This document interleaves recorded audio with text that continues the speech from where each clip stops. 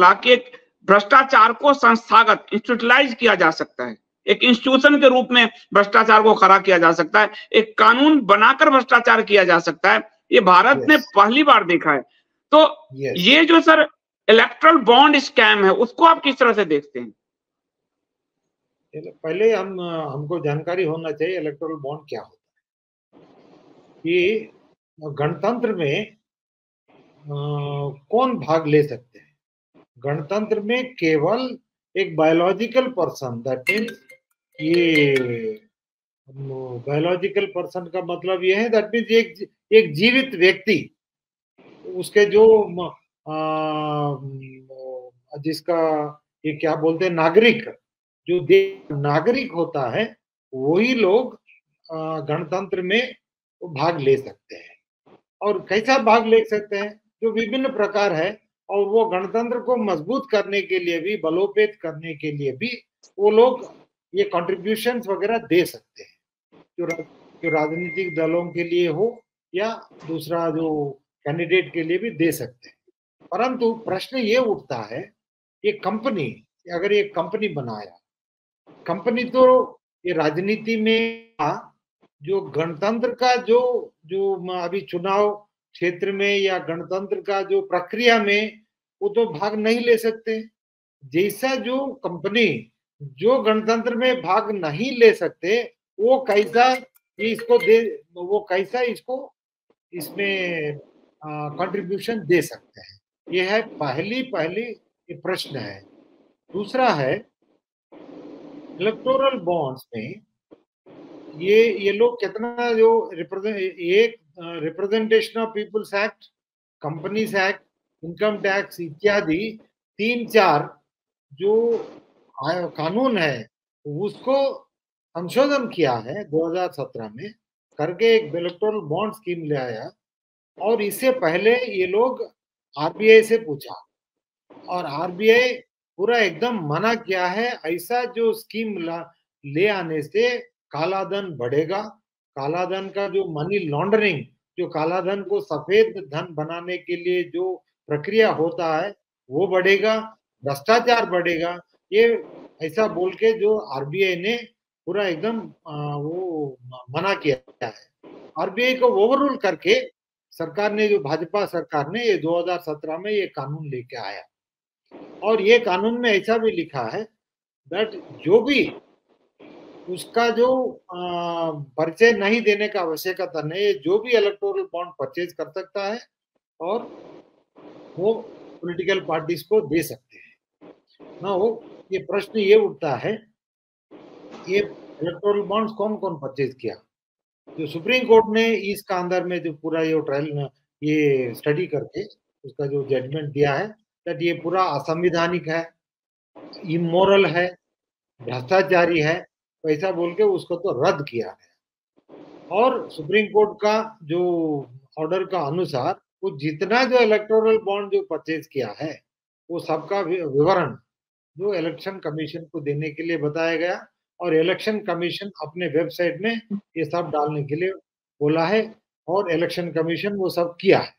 इससे पता लगता है 11,450 करोड़ रुपया इलेक्टोरल बॉन्ड्स परचेज किया गया। उसमें से 6,560 करोड़ रुपया केवल बीजेपी को मिला है।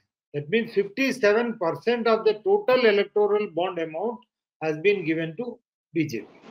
नाउ इसका जो बैकग्राउंड देखिए, एक उदाहरण रूप से इसमें 2-3 प्रकार प्रक्रिया में जो दिया है लोग। नंबर 1, इसको सरकार से जो फायदा मिल रहा है या मिला है, कोई कॉन्ट्रैक्ट हो, कोई लाइसेंस हो, कोई जो एनवायरमेंटल क्लियरेंस हो, ना किसी दूसरा प्रकार, जो भी प्रकार का कुछ बेनिफिट उसको मिला है, फेवर मिला है, और अपने बिजनेस करने के लिए उस लोग ने दिया है। इसका जो रितु राठौड़ जी ने एक अच्छा स्लोगन दिया है, चंदा दे दो धंधा ले लो। ये एक चंदा दे दो धंधा ले लो, ये एक प्रक्रिया से वो लोग वो कंपनी बीजेपी को, और जो जिस सरकार में भी हो, जिस पार्टी जो उसको फेवर दिया है, उसको ये दिया है।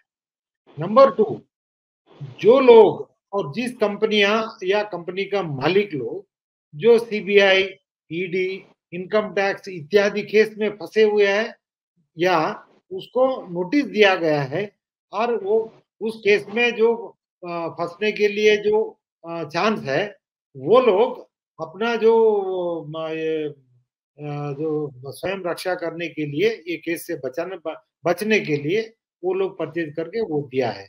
इसको जो बोलते हैं, जो बिहार में, आप तो बिहार का है, जो रंगधारी टैक्स बोल के एक होते थे जो उस समय, रंगदारी टैक्स। रंगधारी टैक्स होते थे वो जहानाबाद एंड उस एरिया में, जो वैसा टैक्स जो बीजेपी ने एक रंगधारी टैक्स डाल दिया और ये जो सीबीआई, ईडी और इनकम टैक्स को लगा के लोग को डरा के उसे पैसा ले लिया है। उसका उदाहरण मैं एक बोलता हूँ। एक क्या नाम है इसका, एक मिनट में एक फ्यूचर गेमिंग वाला, नहीं नहीं नहीं, वीडियो गेम तो नहीं, वो है जो शरद चंद्र रेड्डी बोल के एक यहाँ बिजनेसमैन है हैदराबाद में, उसका उसने ये जो दिल्ली लीकर स्कैम में वो अक्यूज है, वो एक आरोपी है, आरोपी बोलते हैं ना, क्या बोलते हैं उसको हिंदी में, अक्यूज्ड, आरोप, हाँ अभियुक्त है, अभियुक्त है, अभियुक्त। उसको अरेस्ट किया गया, उसको ईडी ने अरेस्ट किया, वो जेल में था और उसके बाद में उसका कंपनी से 5 करोड़ रुपया ये लोग पहले इलेक्टोरल बॉन्ड परचेज करके बीजेपी को दिया। अरविंदो फार्मा सर, हाँ अरविंदो फार्मा, वही अरविंदो फार्मा का जो बेटा है, और उसका बहुत चरित्र है, वो बहुत इसका जो इतिहास है ना, वो 5 करोड़ देने के बाद उसको अप्रूवर बना गया। अप्रूवर बना गया मीन्स, दैट मीन्स उसका और पनिशमेंट नहीं मिलेगा, उसको खाली ये बोलना है दैट आप पूरा जितना जानकारी होता है आप बोल दो, बस आपका मैंने पूरा मैंने you are acquitted, this is the one. So that means no वर्तमान उसका ऊपर केस नहीं है। उसके बाद में 5 करोड़ के बाद फिर कुछ दिनों के बाद वो 25 करोड़ और एक बॉन्ड परचेज करके बीजेपी को दिया है। उसके बाद में और एक 25 करोड़ देके टोटल 52 करोड़ उसको जो दिल्ली लीकर स्कैम केस से बचने के लिए, और ये जो शरद चंद्र रेड्डी ने वो 52 करोड़ इलेक्टोरल बॉन्ड्स परचेज करके वो बीजेपी को दिया। इसमें ये रंगधारी टैक्स नहीं तो क्या होता है? और इसका जो नहीं, इसका इतिहास मैं बोलता हूँ, इसका जो ससुर है, ये जो शरद चंद्र रेड्डी का ससुर, वो एक मेंबर ऑफ पार्लियामेंट है जो जगन का पार्टी जो वाइस, उसका विजय साई रेड्डी, उसका विरुद्ध में 17 केसेस है, 11 सीबीआई केस, 7 ईडी केस, जो जगन के साथ ये नंबर ये A2 है, दैट मीन्स अक्यूज नंबर 2।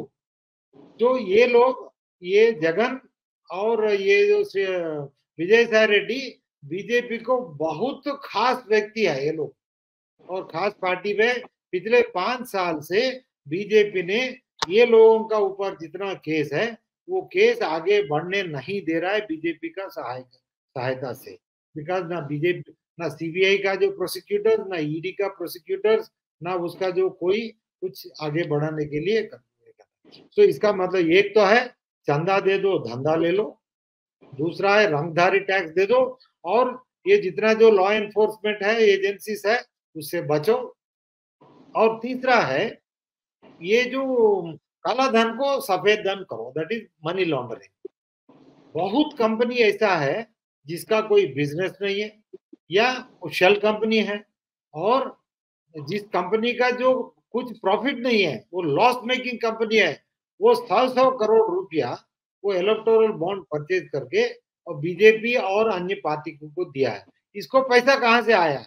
ये केवल जो काला धन को सफेद धन बनाने के लिए एक प्रक्रिया है। तो ये तीनों, और ऐसा जो देखने के बाद जो पता लगता है, ये इलेक्टोरल बॉन्ड एक स्कैम नहीं है, it is mother of all scams.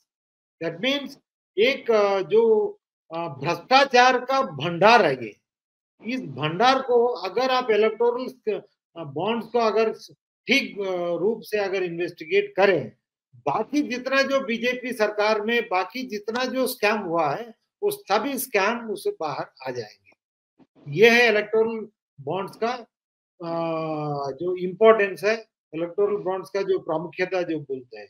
अगर इसको अगर ठीक ढंग से अगर इन्वेस्टिगेशन अगर नहीं किया गया, देन सब जो जितना भ्रष्टाचार जो भी कर रहा है या किया है वो पूरा मैंने ये क्या बोलते हैं उसका कवर में रह जाएगा, it will not come out. Erectile bond का आपने बहुत अच्छा सा समझाया कि पहला तो यह है कि वो चंदा दो धंधा लो। ये बड़ी बात है कि उन्होंने जैसे मेगा इंजीनियरिंग है उनसे चंदा लिया, उनको 14,000 करोड़ का धंधा दिया।